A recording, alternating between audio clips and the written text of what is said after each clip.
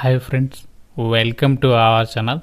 Friends, మనకి సచివాలయ assistant ఉద్యోగాలకి సంబంధించి గవర్నమెంట్ నుంచి మరొక కొత్త నోటిఫికేషన్ రిలీజ్ అయింది. 10+2 పాస్ అయిన క్యాండిడేట్స్ అందరూ కూడా అప్లై అయితే చేసుకోవచ్చు. ఎలాంటి ఎక్స్పీరియన్స్ కూడా అవసరం లేదు.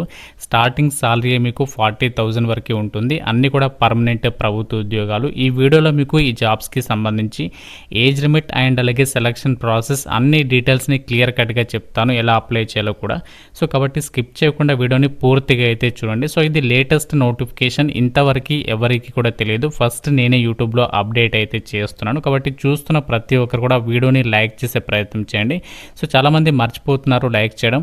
10 మంది కూడా యూజ్ అవుతుంది. మీకోసం 2 to 3 అవర్స్ పాటు కూడా వర్క్ చేసి ఒక అప్డేట్స్ అయితే ఇస్తున్నాం. కాబట్టి లైక్ చేసి మీ ఫ్రెండ్స్ కూడా షేర్ చేయండి. ఛానల్ని సబ్స్క్రైబ్ చేసుకొని బెల్ ఐకాన్ని క్లిక్ చేసి ఆల్ ప్రెస్ చేసి పెట్టుకోండి.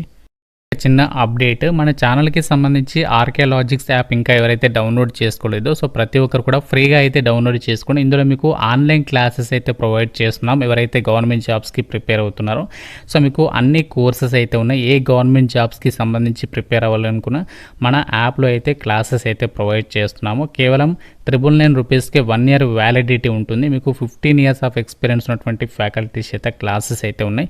సో ఇంట్రెస్ట్ ఉన్న వాళ్ళు ప్రతి ఒక్కరు వెంటనే మన ఛానల్కి సంబంధించి ఆర్కే లాజిక్స్ యాప్ లింక్ అనేది మీకు డిస్క్రిప్షన్లో కామెంట్ సెక్షన్లో ఉంటుంది. వెంటనే డౌన్లోడ్ చేసుకుని ఒకసారి చెక్అవుట్ చేయండి.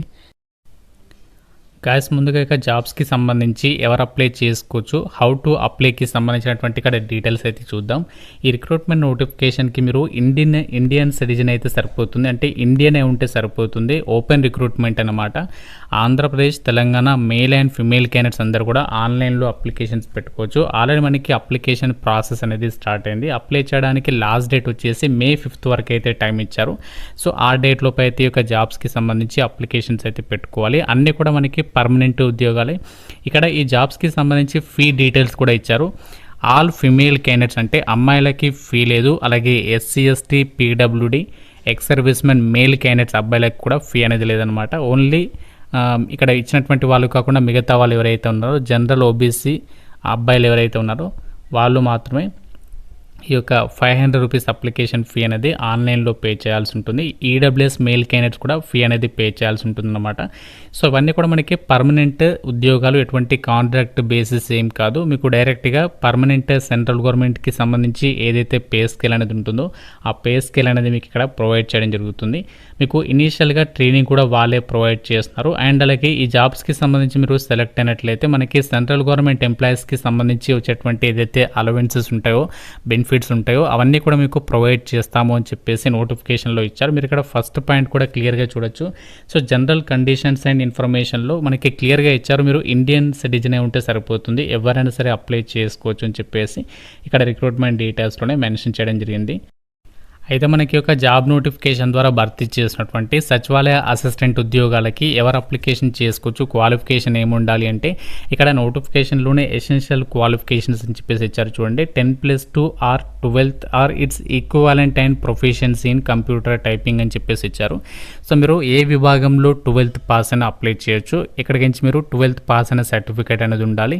మీరు ఇంటర్మీడియట్ చేసినా, డిప్లొమా చేసినా ఏదైనా పర్వాలేదు. సో మీరు ఇక్కడికి నుంచి 10+2 అనేది పాస్ అయితే సరిపోతుంది. దాంతోపాటు కంప్యూటర్ టైపింగ్కి సంబంధించి ప్రొఫిషియన్సీ మీనింగ్ ఏంటి అంటే కంప్యూటర్ టైపింగ్కి సంబంధించి మీకు స్కిల్స్ ఉండాలి. కంప్యూటర్కి సంబంధించి బేసిక్ నాలెడ్జ్ ఉంటే సరిపోతుంది. ఇక్కడ మీకు ఎలాంటి కంప్యూటర్ టైపింగ్ సర్టిఫికేట్ అవసరం లేదు, జస్ట్ మీకు నాలెడ్జ్ అనేది ఉంటే సరిపోతుంది. ఇవన్నీ కూడా మనకి గ్రూప్ C నాన్ గెజిటెడ్ ఉద్యోగాలు అని చెప్పేసి ఇచ్చారు. లెవెల్ 2 ప్రకారం మీకు 19,900 నుంచి 63,000 వరకు బేసిక్ పే ఉంటుంది. సో దీంతోపాటు మనకి ప్రజెంట్ సెంట్రల్ గవర్నమెంట్ ఎంప్లాయీస్కి 53% DA అనేది ఇస్తున్నారు. దీంతోపాటు హౌస్ రెంట్ అలవెన్సెస్ ఉంటాయి, ఇంకా చాలా అలవెన్సెస్ ఉంటాయి. అవన్నీ కలుపుకుంటే 40,000 వరకు అయితే మీరు స్టార్టింగ్ సాలరీ అనేది ఎక్స్పెక్ట్ అయితే చేయొచ్చు. ఏజ్ లిమిట్ విషయానికి వచ్చినట్లయితే May 5th 2025 నాటికి మీకు మినిమం 18 years ఆఫ్ ఏజ్ ఉండాలి. మ్యాక్సిమం ఏమో 28 years లోపు అప్లై చేసుకోవచ్చు జనరల్ OC వాళ్ళు అయితే. ఇన్ కేస్ ఒకవేళ మీరు OBC వాళ్ళైతే 31, SC ST వాళ్ళైతే 33 years వరకు కూడా అప్లికేషన్స్ పెట్టుకోవడానికి ఇక్కడ ఛాన్స్ అనేది కల్పిస్తున్నారు. సో ఈ విధంగా మనకి ఇక్కడ అన్ని డీటెయిల్స్ అయితే ఇవ్వడం జరిగింది. జాబ్స్కి మనకి సెలక్షన్ అనేది ఎలా చేస్తున్నారంటే ఒకటే ఎగ్జామ్ ఉంటుంది. మీకు ప్రిలిమ్స్ కానీ మెయిన్స్ కానీ ఇలా ఏమీ ఉండవు. అండ్ అలాగే మీకు ఇక్కడ ఎలాంటి ఇంటర్వ్యూ కూడా ఉండదు. జస్ట్ మీకు ఒక ఎగ్జామ్ పెడతారు, అది పాస్ అయితే తర్వాత మీకు కంప్యూటర్కి సంబంధించి టైపింగ్ స్కిల్స్ ఉన్నాయా లేదా అని చెప్పేసి ఒక టెస్ట్ కండక్ట్ చేస్తారు. అది కూడా మనకి జస్ట్ క్వాలిఫైయింగ్ నేచర్లో ఉంటుంది, అంటే జస్ట్ అది మీరు పాస్ అయితే సరిపోతుంది అనమాట. సో మెయిన్గా మనకి ఫైనల్ సెలెక్షన్ అనేది దేని మీద డిపెండ్ అయి ఉంటుందంటే రిటర్న్ ఎగ్జామినేషనే. సో కాబట్టి మీరు రిటర్న్ ఎగ్జామినేషన్లో మంచి స్కోర్ సాధిస్తే సరిపోతుంది. ఇక్కడ ఎగ్జామినేషన్లో 2 పేపర్స్ అయితే ఉంటాయి.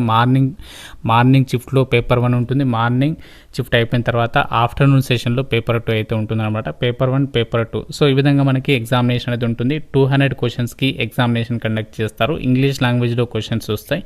సో ఇందులో మనకి టైం వచ్చేసరికి 2 hours 30 minutes టైం అనేది ఇవ్వడం జరుగుతుంది. ఫస్ట్ పేపర్ 1కి వచ్చేసి 90 minutes ఇస్తారు. ఇది వచ్చేసి ఇందులో మనకి మెంటల్ అబిలిటీ టెస్ట్ 100 క్వశ్చన్స్ అడుగుతారు, 200 మార్క్స్. అంటే ప్రతి కరెక్ట్ ఆన్సర్కి 2 మార్క్స్ అనేవి కేటాయిస్తారు. ఎలాంటి నెగిటివ్ విధానం ఉండదు పేపర్ 1లో.